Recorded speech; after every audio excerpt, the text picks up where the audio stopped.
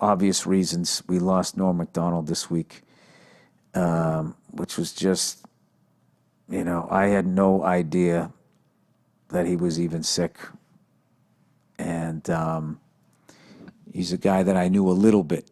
I was definitely friendly with him. If we saw each other, we said hello and we shot the shit, but it wasn't like someone that I talked to on the phone or anything. And I was such a huge fan of his, and I would just always end up running into him. And he just always had that smile on his face. Like as you talk to him, he would have that smile. Just a really great, warm guy. And I remember, I was trying to think what Norm's story to tell you. This one isn't necessarily funny. It was just sort of random. I went out to go see Bill Cosby in concert right before all the bullshit happened out in Pasadena. And he played this theater out there, which interestingly enough was where they had the 25th anniversary of Motown celebration, which is the first place Michael Jackson publicly did the moonwalk. I saw Bill Cosby at that theater. And I remember they had it all set up where, like, they almost built him like a little living room. He had like an Archie Bunker type chair, a little square rug, and then like a side table where he put his water. And he just came walking out, and there was the mic. There was no mic stand. It was just sitting on the chair. And he just came out. You know how he kind of walked a little bent over? Came walking out, waved to everybody, sat down, picked up the mic, and for like almost 2 hours, just, hour and a half, just killed. Just fucking killed. Had the crowd in the palm of his hand. Masterclass of stand-up, right? So I leave with my lovely wife, and I go out front, and who's standing there is Norm Macdonald. He was like, hey, Bill, hey, how you doing? And I talked. It was like, no, what's going on? I was so psyched that he knew my name and all of that stuff, and I think I had met him before. And then we just stood there talking about comedy and how amazing it was to see Bill Cosby and how good he still was. Like I said, this was before all the bullshit happened. And my admiration for the guys, it went even higher. That, I understood why I was there, but I thought Norm was so good that he didn't need to be there. And he was still there, still trying to learn and everything. And I was thinking like, wow, this is why this guy is so fucking amazing. And, he's just was somebody that you couldn't just watch one video of him.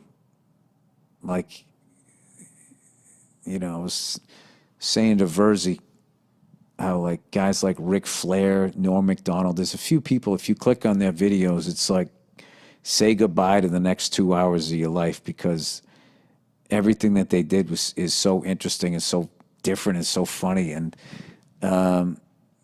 one of my favorite Norm Macdonald things that he ever did, because so many people like pretend that they don't give a fuck,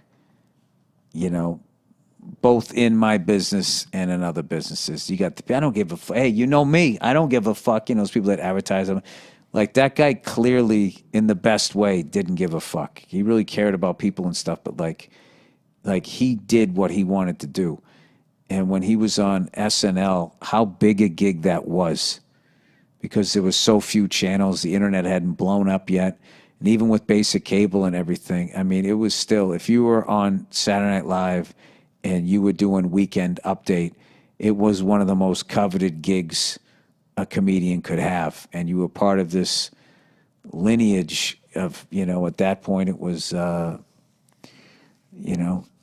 Chevy Chase, Jane Curtin, right on through to Dennis Miller's reign when he did it. And, did Colin Quinn come after? I think Colin came after, but it was always just like the best of the best comics that they had doing it, and continued on with Tina Fey and all of them.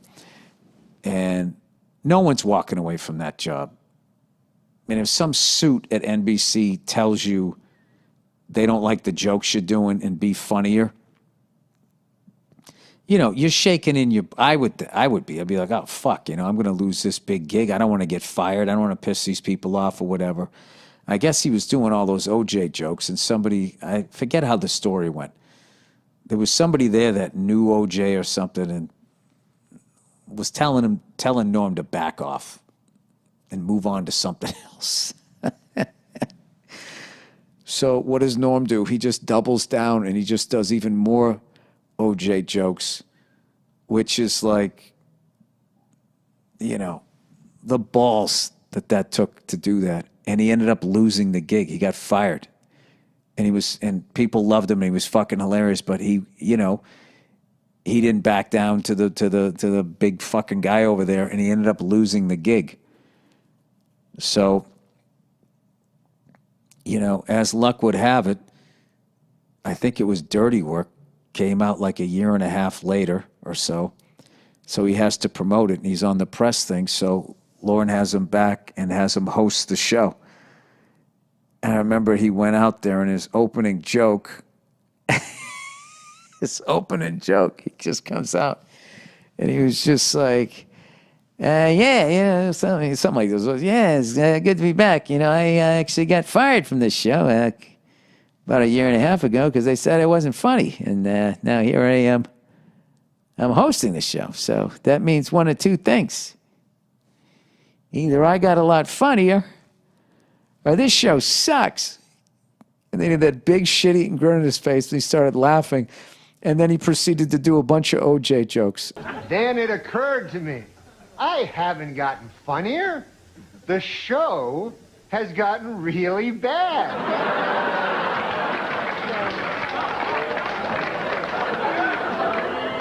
So yeah, I'm funny compared to, well, you'll see later.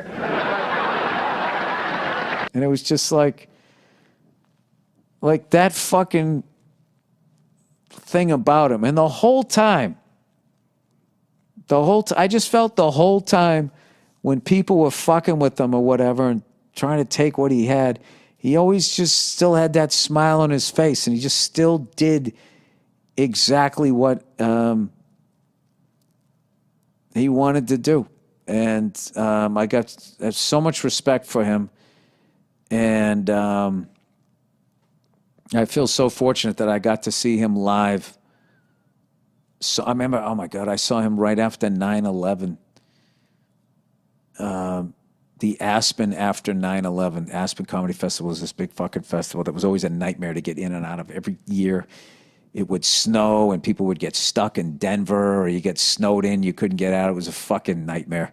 And then as a comedian, you had to perform. It was like a mile higher than fucking Denver.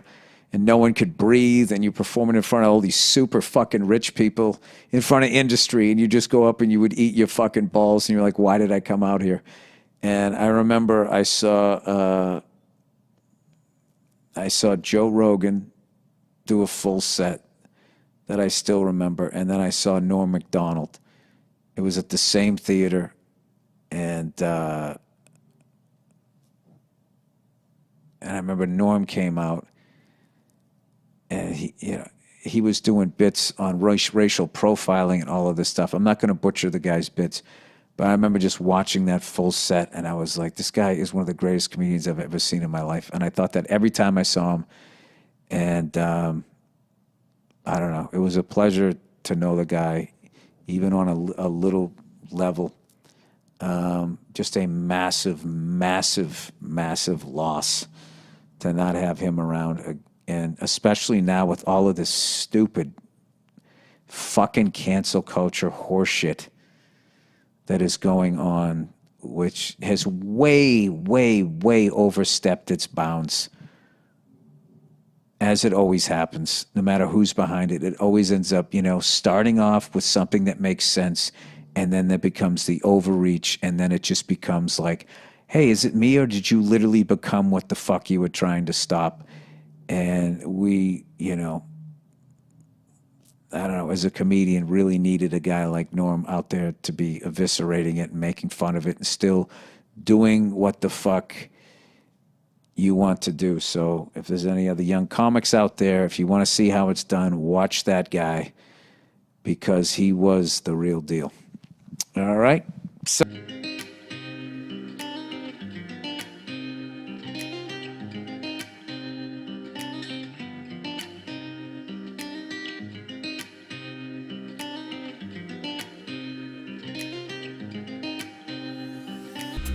Once again, rest in peace to the great Norm Macdonald. Just truly without a doubt, one of the greatest stand-up comedians I ever saw in my life, and just such a great guy. And it's just so sad that he won't be around anymore. But I actually got off the plane in a better mood from just watching literally the beauty of who he was and his work. When I got off the plane, I was actually like, I don't know, there's something about him. I just thought he understood life. Just a really warm guy. God damn it. It's always those guys that go. So there's your lesson. Don't be nice. You'll live forever. All right.